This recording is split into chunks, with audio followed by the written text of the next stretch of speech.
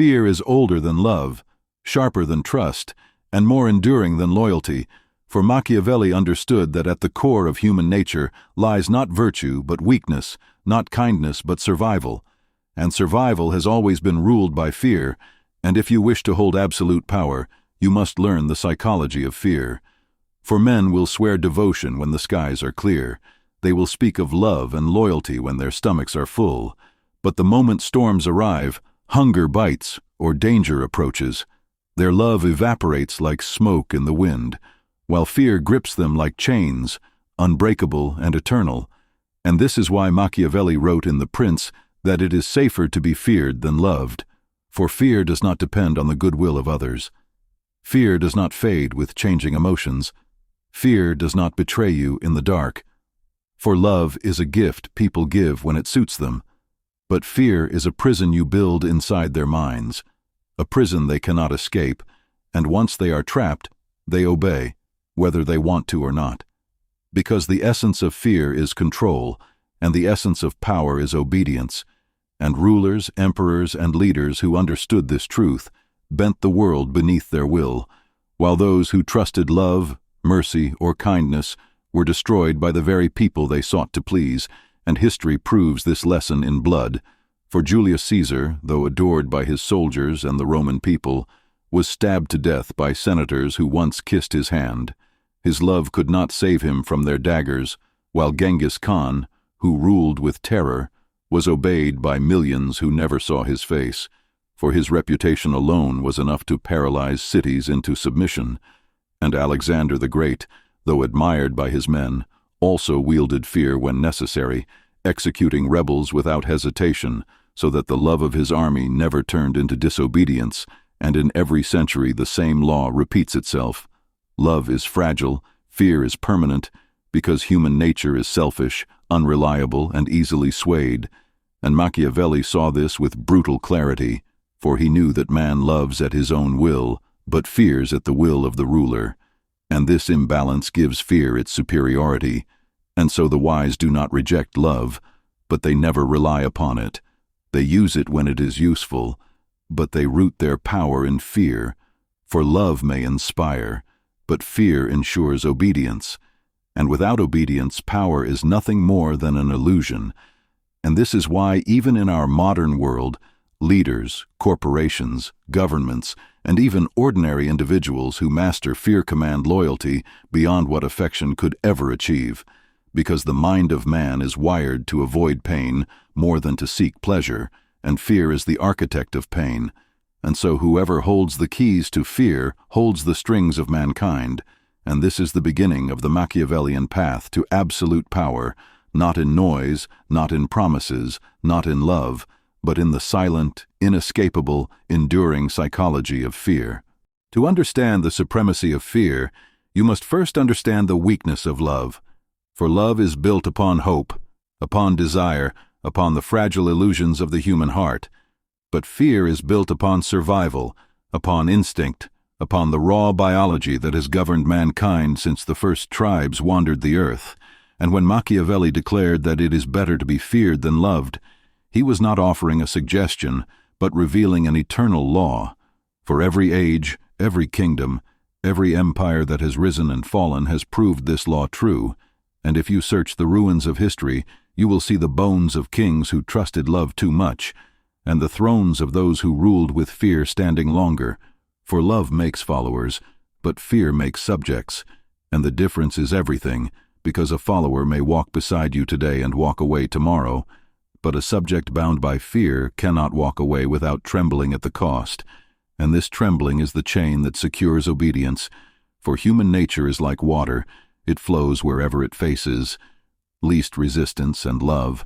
Being gentle offers no resistance, but fear builds a dam, a wall that forces water to flow only where the ruler commands, and thus the wise prince creates systems of fear to keep men contained while still allowing them enough hope that they do not drown in despair, for fear without hope leads to rebellion, but fear with measured hope leads to lasting obedience. And Machiavelli saw this balance as the highest art of power, a balance achieved not by noise, but by calculation, by appearing merciful while holding the threat of punishment, by offering gifts but keeping the sword in sight, by showing kindness but making cruelty unforgettable. For man is forgetful of favors, but he remembers punishments until his last breath. And this truth gives the ruler who commands fear an advantage no love can equal, for the memory of kindness fades, but the scar of fear endures, and history gives us proof in every century, from the pharaohs of Egypt who raised pyramids not through devotion, but through the silent terror of divine authority, to the emperors of China who commanded obedience from millions through laws carved in blood, to Ivan the Terrible of Russia, who earned his name not through diplomacy, but through the shadows of fear that lingered long after his death. And yet even Ivan understood that pure terror burns too hot, for unchecked cruelty breeds rebellion, which is why Machiavelli advised moderation. Be feared, but not hated, for hatred is fear without respect, and hatred breeds conspiracy, and a ruler who is hated dies by his own court, just as Caesar fell, but a ruler who is feared and respected lives beyond his years, because respect transforms fear into legitimacy, and legitimacy is the mask that makes fear invisible, allowing it to endure across generations.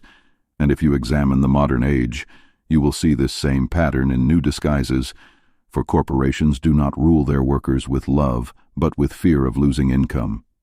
Governments do not rule their citizens with affection, but with fear of laws, prisons, and armies. Schools do not control students through devotion, but through fear of failure, and even relationships, where love is supposed to be purest, are often chained by fear of loss, fear of betrayal, or fear of abandonment, proving that fear is not a weapon reserved for rulers, but the invisible chain that binds all human life. And once you see this truth, you can no longer be blind. You begin to notice that every powerful person around you has mastered fear, sometimes in silence, sometimes in spectacle, sometimes through charisma, sometimes through cruelty, but always in a way that keeps others uncertain, anxious, cautious. For uncertainty is the seed of fear, and fear is the soil of power. And so the Machiavellian student must ask himself, how do I command fear without igniting hatred? How do I build loyalty without depending on love? And the answer lies in discipline, in restraint, in choosing moments of cruelty with precision so that they echo louder than 1,000 kind deeds, in building a reputation that makes men think twice before disobeying, in mastering your silence so that others fill the void with their own insecurities. And in this way, fear becomes not a tool of violence, but a tool of perception. For perception is power, and the perception of fear is often stronger than fear itself. As Sun Tzu declared centuries before Machiavelli, to subdue the enemy without fighting is the highest art of war, and to create fear without striking is the highest art of rule, which is why Genghis Khan could conquer cities that surrendered before his armies arrived, why Stalin could rule millions through the invisible terror of the midnight knock, why corporations today control billions through the silent fear of insecurity, and why even in your personal life you will find that silence, distance, and controlled indifference can bend others to your will more effectively than begging for their affection, because fear creates respect, respect creates control, and control creates power, while love creates comfort. Comfort creates weakness, and weakness is the graveyard of rulers. So Machiavelli teaches us that the wise prince must never confuse love for loyalty, for men love until it costs them something, but they fear even when it costs them nothing, and this is why fear lasts forever, because it is woven into the human condition, because it is not a gift, not a choice, not a fragile bond, but a chain forged in the core of human survival, and he who holds this chain holds the world. And so the final lesson emerges, sharp as a blade hidden in the folds of history.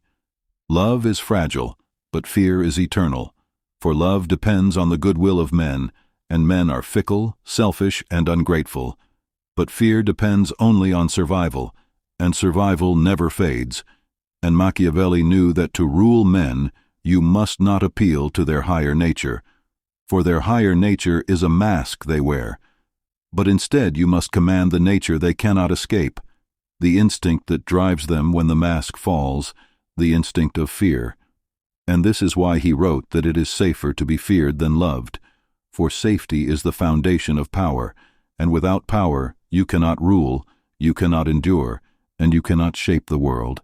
And so if you would be wise, do not waste yourself chasing affection, do not shackle your destiny to the fragile chains of love, but instead learn to cultivate fear with precision, never with cruelty. For cruelty alone breeds hatred, but with discipline, with silence, with reputation, with the occasional strike so sharp it echoes longer than 1,000 words. For this is how rulers, kings, and emperors have built empires that lasted, not by drowning in love, but by mastering fear. And if you look into your own life, you will see this truth at work even in the smallest details. In your workplace where respect is given not to the kindest but to the firmest, in relationships where desire is held not by endless affection but by the fear of loss, in politics where votes are won not by promises of love but by the warnings of fear, in the marketplace where billions are spent not in hope but in fear of missing out, proving that fear is the quiet architect behind the illusions of love. And once you see this, once you grasp it as Machiavelli did, you cannot unsee it. You cannot return to the delusion that love rules the world, for love is an ornament, fear is the foundation, love is a whisper, fear is thunder, love asks, fear commands, and the one who commands is the one who rules. And so the Machiavellian path is clear. Do not despise love, use it when it serves you, cloak your rule in kindness when it is useful, but always keep fear at the core, for love without fear collapses, but fear without love endures, and as the centuries prove again and again, it is not the beloved prince who survives, but the feared prince, for beloved princes die with their people's affection carved on their tombs, but feared princes leave dynasties, nations, and legacies carved in stone, unbroken, unchallenged, eternal. And so remember this law: love fades, fear lasts forever, and in the psychology of fear lies the secret to absolute power.